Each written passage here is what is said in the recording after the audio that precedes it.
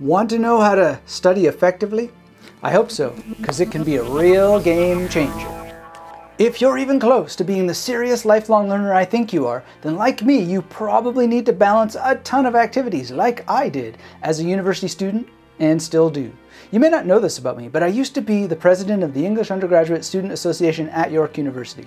I also wrote and published a lot of fiction and music and poetry on the side, meaning that I really had to manage my time in some next level ways. And I didn't stop learning and using the most effective study techniques I could find when I finished my BA. So let me share with you all the best tips and tricks I picked up during the long journey across 2 MAs and finally my PhD.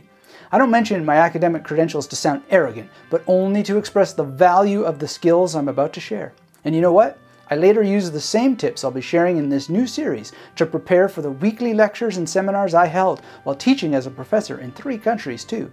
And when the winds of fortune turned the internet into my university through this channel, these powerful techniques still allow me to balance my ongoing studies with producing new training videos, blog posts, and podcast episodes for you week after week. So beyond my personal qualifications, here's why you really want to pay close attention to these tips for remembering more and learning faster. A lot of learning experts say that you can only retain so much information in one sitting. Your brain needs time to process and retain information. They say you should study in small chunks over a period of time. But what if you don't have the time for all that? I never did and still don't. Or what if your course load means you have more to study than a normal human can handle? No one lowered the bar in order for me to succeed. I had to show up and read dozens of books and articles, often over the course of a weekend. That's just the way it is in graduate school and later when you're responsible for producing lectures week after week as a professor. So how do you reach your study goals and remain a happy and healthy human? If you're ready, we'll cover all these points related to how you can study and remember and get all those books into your long-term memory without all the stress. If a scatterbrained and absent-minded professor with multiple health challenges like myself can do it, so can you. Let's get started.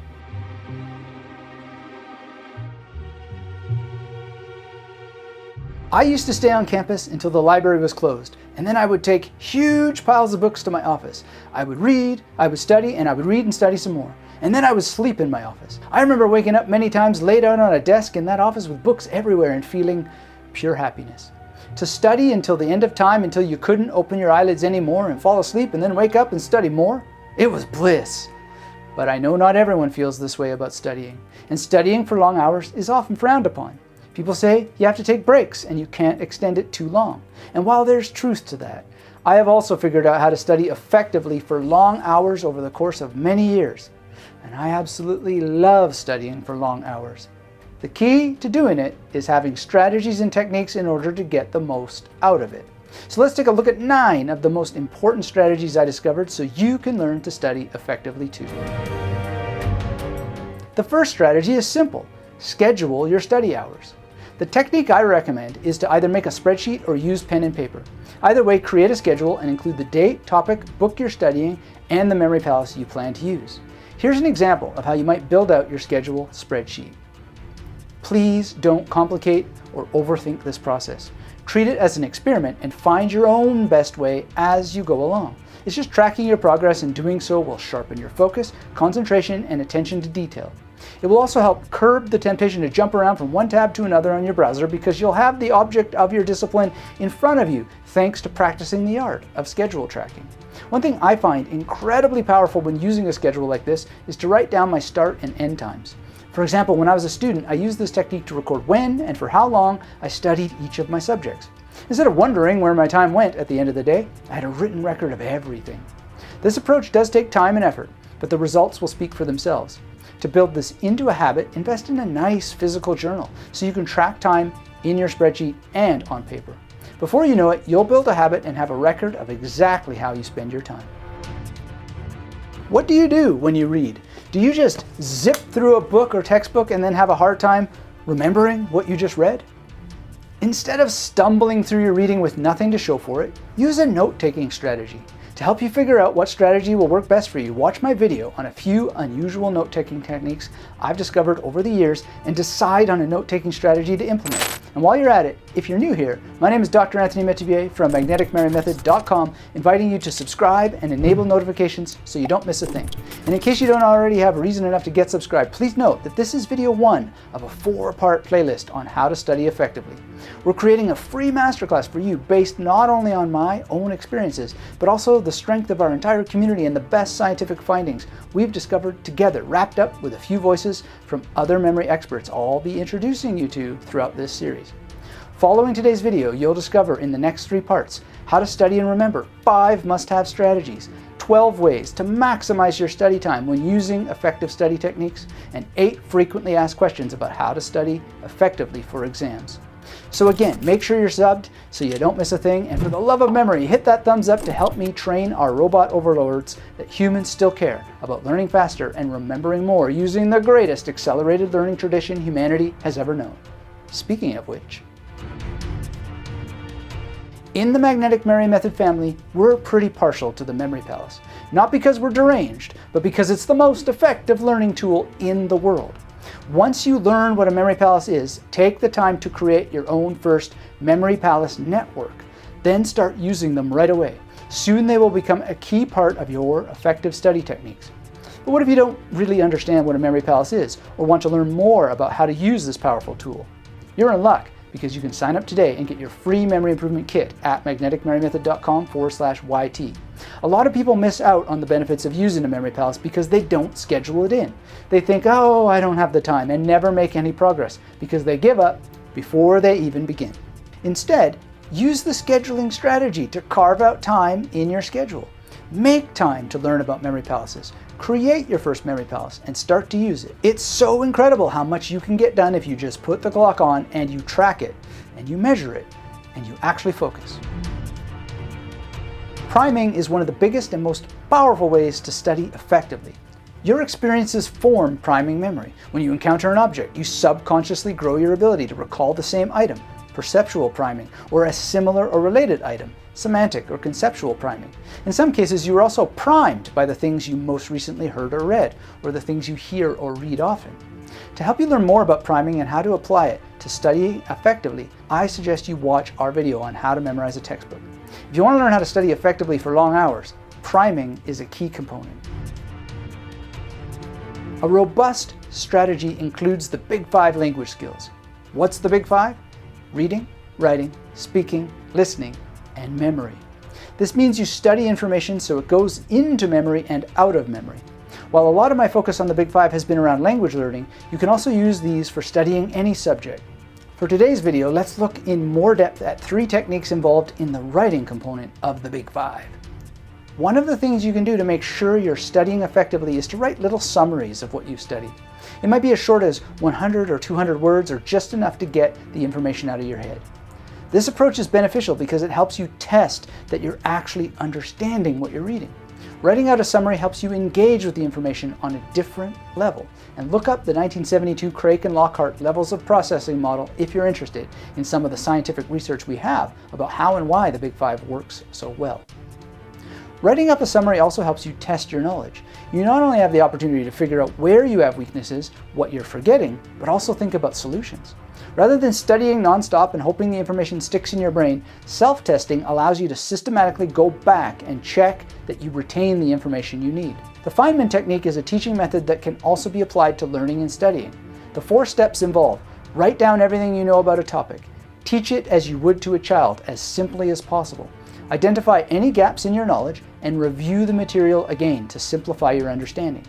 Anytime you run into a concept or information you don't fully understand, you can apply the Feynman technique.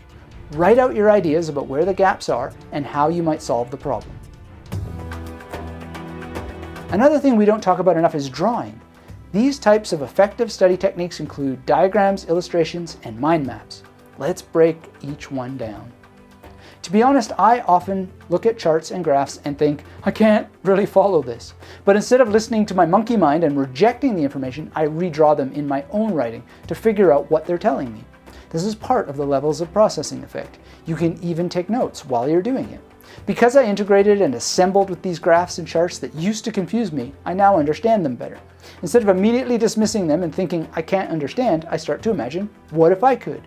So what if you can? Believe me, with a bit of self-belief and experimentation, you can. The same thing goes with illustrations.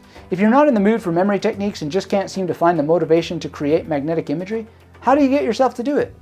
In cases like this, I like to just make illustrations. Even when I was depressed or hungover, I used illustrations to study my German. I didn't really feel like creating magnetic imagery solo, so I just picked up a pencil and drew. And this technique doesn't just apply to language learning. It can be for anything you don't understand or facts you want to commit to memory. I've even used it during lectures to get information to stick. It's not about artistry. I'm certainly not an artist. It's just about illustrating things to help you get information into your brain so you can move forward. Mind mapping is a bit different than using illustrations. Although it can include making illustrations, it's more about placing things in space and teasing them out. It's about generating new ideas. And if you plan to use your mind map for memory, use Phil Chambers' tip to use Roman numerals in the corner to track how many times you've reviewed it. Taking breaks is important for both the health of your brain and your ability to focus. However, there are people like me who don't enjoy taking breaks. So how can you take a break without really taking a break? There are a few approaches. The first is to take a walk. Walking is great because while you're walking, you can reflect on what you just finished studying. Your mind can keep going while your body gets the movement and stretch break. To make sure you fit your walks in, schedule them. Rather than relying on an app, alarm, or timer you might just ignore, you're more likely to obey things that are deep in your procedural memory. That's the type of memory where you just do things. The second strategy is to alternate skills. This is one of my favorite things to do, and it's scientifically confirmed by research presented in a powerful book called Rest.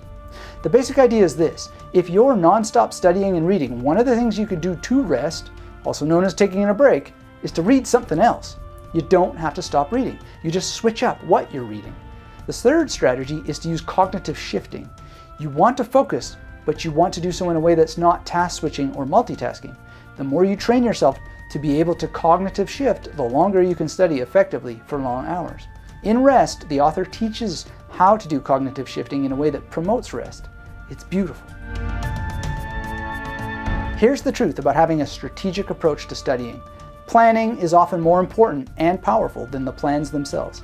I spend a lot of time planning and replanning, and things rarely work out exactly as they seem like they might. But even if things don't go the way you planned, that doesn't mean planning isn't important. But how do you get the practice of strategization into your system? Practice scheduling, and practice all the things this video has already covered so you can get them into your system.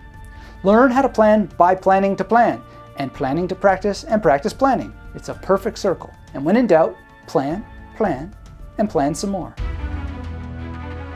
Final strategy is to have a steady diet of learning how to learn, which is a buzz phrase from the great Barbara Oakley and Peter Sainowski. This doesn't mean just this or that book, but rather a steady diet of new books, new media, and new learning. It's meta-learning in some ways, constantly exposing yourself to the skill of learning, the study of learning itself. In another book called Mind Shift, Barbara Oakley uses the word learnier. But how do you become learnier? You have to schedule time in your life to practice strategization and mind mapping or journaling. All of these things can help you figure out how to do it. So let me ask, have you enjoyed learning these strategies for studying more effectively? The next video in this special playlist is called How to Study and Remember 5 Must-Have Strategies. Let me know in the discussion what you found most useful in this video and any questions you have for future videos. And let me remind you before I share one final power tip. This is Dr. Anthony Metivier from MagneticMemoryMethod.com inviting you to get subscribed and hit that thumbs up to help train the robots about the importance of the great memory training tradition. I want to thank all of our channel supporters, and I hope you have enjoyed last month's supporter exclusive perks. If you would like to access these yourself, go ahead and hit the join button below this video. If you're serious about learning and remembering more, make sure to review this video again. Watching educational material you know you can benefit from at least twice is one of the biggest power tips I can share. To make it even more powerful, I recommend getting out a pen and paper. Take notes as we go again through all of these powerful strategies, and make a plan for how you will implement each and every one of them so you can study effectively for long hours. If you find your mind wanders and note-taking is a pain, I highly recommend you watch our admittedly unusual but also extraordinarily powerful note-taking tips next.